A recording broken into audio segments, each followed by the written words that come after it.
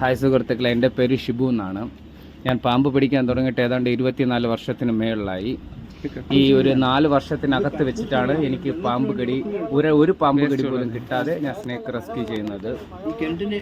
നമ്മുടെ മുഹമ്മദ് അൻവർ സാറുണ്ട്. ഈ സാറിൻ്റെ കീഴിൽ ഞാൻ ട്രെയിനിങ് എടുക്കുകയും അതായത് ശാസ്ത്രീയമായി എങ്ങനെ പാമ്പ് പിടിക്കാം ആ ട്രെയിനിങ്ങിന് പങ്കെടുക്കുക. അതിനുശേഷം ഞാൻ പാമ്പ് പിടിക്കാൻ സ്റ്റിക്കും ബാഗും ഉപയോഗിച്ച് പാമ്പ് പിടിക്കാൻ തുടങ്ങിയതിന് ശേഷമാണ് ഒരു കടി പോലും കിട്ടാതെ പാമ്പ് പിടിക്കാൻ കഴിയുന്നത്.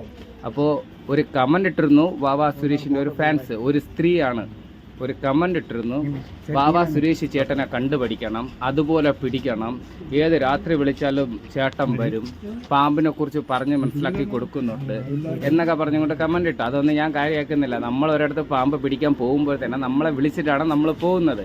വാവാ സുരേഷിനെ വിളിച്ചു പോവാത്ത പല സ്ഥലങ്ങളിൽ നിന്നും ഞാൻ പോയി പാമ്പ് പിടിച്ചിട്ടുണ്ട്. അപ്പോൾ നമ്മൾ ശാസ്ത്രീയമായി മാക്സിമം പാമ്പിനെ കയ്യിലെടുക്കാതെ തന്നെ ഒരു അപകടം വരാത്ത രീതിയിലാണ് നമ്മൾ പാമ്പിനെ ഇപ്പോഴും പിടിച്ചുകൊണ്ടിരിക്കുന്നത്.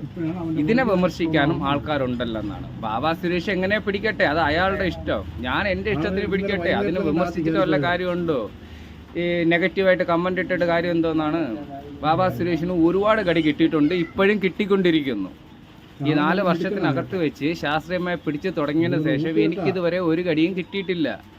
അപ്പോൾ നമ്മൾ ചെയ്യേണ്ട കാര്യം, ഒരു കടി കിട്ടിയാൽ നമുക്ക് തന്നെയാണ് ബുദ്ധിമുട്ട്, അല്ല നാട്ടുകാർക്ക് ബുദ്ധിമുട്ടൊന്നുമില്ല.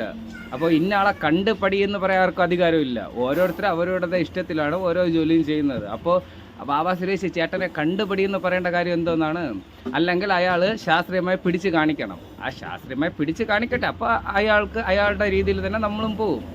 നമ്മളിപ്പോൾ മാന്യമായിട്ട് സർപ്പയുടെ കീഴിൽ ആപ്പിൽ റിപ്പോർട്ട് ചെയ്ത് സർപ്പയുടെ കീഴിലാണ് നമ്മൾ പോകുന്നത്. സർപ്പയുടെ വാളണ്ടിയർമാരാണ്. അപ്പോൾ അതുകൊണ്ട് വാവാ സുരേഷ് ചേട്ടൻ എങ്ങനെയാണ് പിടിക്കട്ടെ, അത് നിങ്ങൾ കണ്ടോ? ഞാൻ വാവാ സുരേഷിൻ്റെ വീഡിയോ കാണുന്നുണ്ട്, എങ്ങനെയാണ് ഹാൻഡിൽ ചെയ്യുന്നതെന്നൊക്കെ ഞാനും കാണുന്നുണ്ട്. എനിക്കതിൽ കമൻ്റ് ഇടാനോ അല്ല അതിന് മറുപടി എടുക്കാനോ എനിക്ക് സമയമില്ല. എല്ലാവരുടെ വീഡിയോ ഞാൻ കാണുന്നുണ്ട്, കണ്ട് തന്നെയാണ് ഞാനും പോകുന്നത്.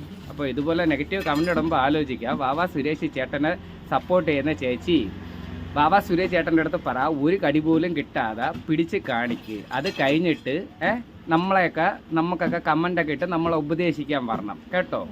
Okay, by.